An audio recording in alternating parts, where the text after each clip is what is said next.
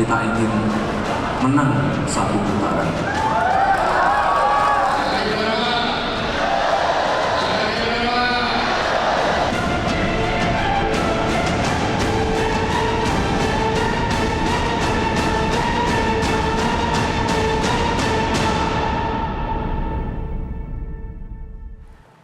Kampanye calon presiden dan wakil presiden 2024 sudah berlangsung 1 pekan.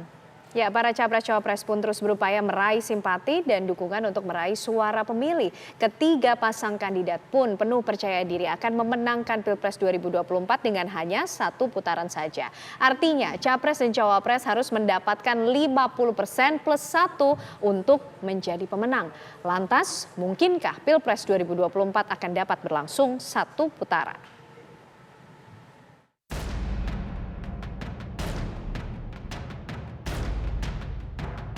Pemilihan Presiden 2024 memasuki babak perang urat syaraf dan narasi-narasi para calon presiden dan calon wakil presiden. Ketiga pasang capres dan cawapres saling unjuk keunggulan untuk meraih dukungan dan suara.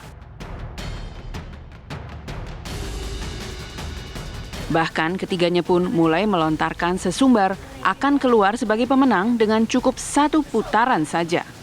Secara hitung-hitungan, hal ini tentu saja sangat sulit. Pemilihan presiden menganut perhitungan 50% plus 1 untuk keluar sebagai pemenang. Artinya, capres-cawapres harus meraup suara pemilih yang sah sebanyak 50% ditambah 1% suara.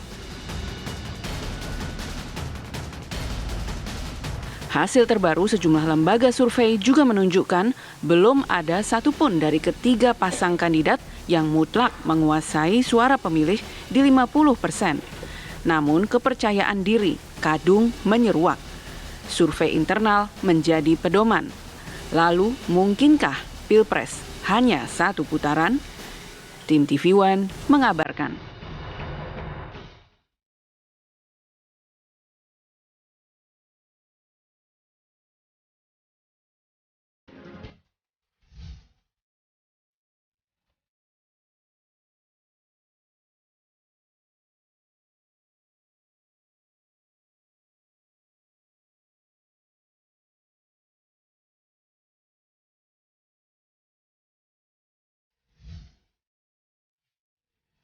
Pertarungan calon presiden dan wakil presiden 2024 semakin ketat.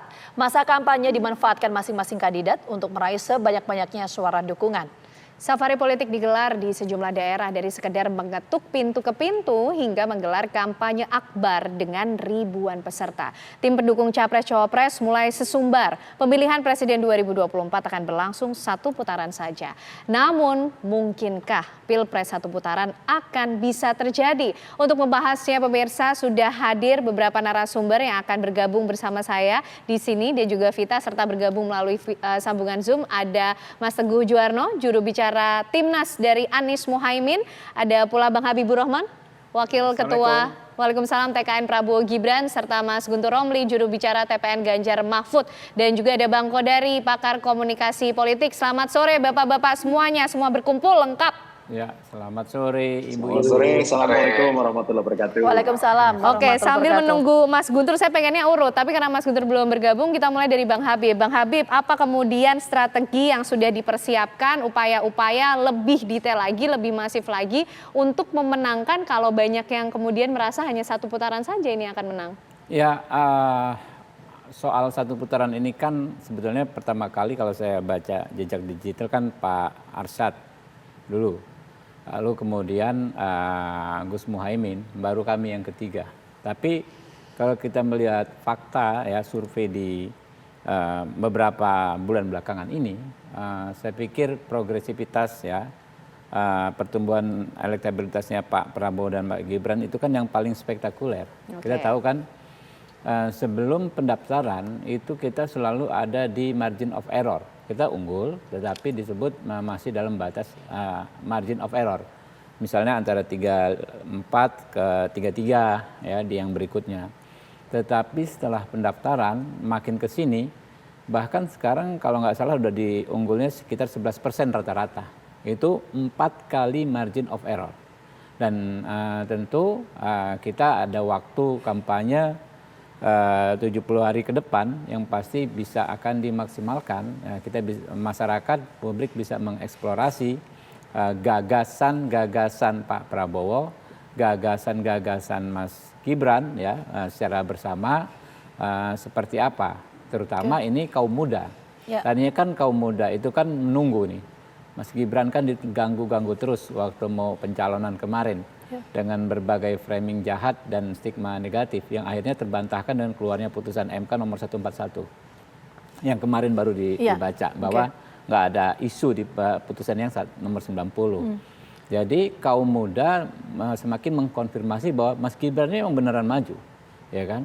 Yang tadinya kurang paham bahwa Mas Gibran akan maju dan lain sebagainya, sekarang memang beneran maju. Nah, sosok seperti Pak Prabowo dan Pak Mas Gibran ini kan selalu diikuti oleh mereka ya, kemanapun ya, selalu diikuti perkembangannya seperti apa. Nah, saya pikir semakin banyak waktu kita ada 70 hari ke depan ya, semakin leluasa ya. Nah, sehingga gap itu saya pikir pasti akan terus menjauh. Ya. Gap antara elektabilitas Pak Prabowo dan Pak Gibran dengan kompetitor lainnya, sehingga bukan kami yang ngomong ya, banyak sekali orang memberikan masukan kepada kami, masuk akal kok kalau mau satu putaran. Berarti artinya Partai Gerindra meyakini bahwa ini akan ada satu putaran. Singkat saja Bang Habib. Masuk akal sekali bahwa bisa satu putaran dan kami sangat optimis ya bisa satu putaran ya. Ini kan Anda lihat Pak SBY turun gunung ya, Demokrat ya. Pak Yusril turun gunung gitu kan, Golkar all out, PSI all out, itu juga mesin-mesin politik jalan kita belum lagi kita relawan. Ini luar biasa. Mesin partai politik relawan itu kemudian yang menjadi beberapa variabel untuk menentukan kemenangan. Tapi sebelum ke strategi kita mungkin diskusinya fokus dulu soal 1 atau 2 putaran dalam Pilpres nanti. Saya mau ke Mas Teguh. Kalau tadi Bang Habib meyakini atau optimis akan ada 1 putaran, kalau Mas Teguh seperti apa? Karena kalau kita lihat angka psikologis sejumlah survei ini belum ada yang menyentuh angka psikologis 50%. Terima kasih Kakak. Mas Habib yang lebih ngetop daripada Kiai sama Habib. Waduh, ampun. Mas Kodari. Senior. Ini ditampil terus. Mas Guntur Romli, sahabatnya semua. Ada satu hal yang kita harus garis bawahi ya, bahwa temuan survei yang kemudian mengindikasikan misalkan yang Mas Kodari dengan Indobarometernya mengatakan bahwa berpotensi 1 putaran gitu. Kita harus ingat bahwa survei itu adalah potret suasana kebatinan masyarakat hari ini, dan yang dipotret ini adalah sesuatu yang dinamis, yang tentu saja bisa berubah, bisa bergeser, bisa naik, bisa turun. Jadi kita harus pahami, khususnya dalam politik, begitu banyak kemungkinan, begitu banyak possibilities, sehingga 1 putaran bisa jadi, bisa terjadi. Tetapi kemudian kan ada rasionalisasi yang menjelaskan. Tetapi kami melihat bahwa dengan kontestasi 3 kandidat, kan ini bukan ruang kosong. Kami semua juga bekerja, saya yakin pasangan calon dengan seluruh timnasnya di timnas 1, 2, 3 masing-masing bekerja, masing-masing berusaha untuk memberikan yang terbaik, menyodorkan bahwa kandidatnya adalah memang yang paling pantas untuk memimpin bangsa ini. Menurut saya ini masih sangat cair dan kita percaya bahwa kemudian yang ingin kita kedepankan adalah bagaimana kontestasi ini berjalan secara kredibel, secara adil, secara fair, hingga kemudian masyarakat menjalani ini dengan sukarela, tidak terintimidasi, apalagi merasa kemudian ada ancaman. Mas Teguh, kalau memang ini masih cair, artinya masih ada terbuka potensi untuk 2 putaran. Itu yang ingin Anda sampaikan, Mas Teguh? Sebelum kita jeda, singkat saja. Justru kalau kita objektif, kita melihat bahwa dengan 3 kandidat ini, maka orang bilang most likely, peluang yang terbesar tentu saja adalah akan masuk ke dalam putaran yang kedua. Oke, baik. Kalau tadi dari nomor 1 dan juga nomor 2 sudah menyampaikan optimismenya meskipun masih cair, masih dinamis. Bagaimana dengan optimisme dari nomor urut 3? Kita nanti akan cari tahu jawabannya, tapi usai jeda pemirsa kami kembali untuk Anda.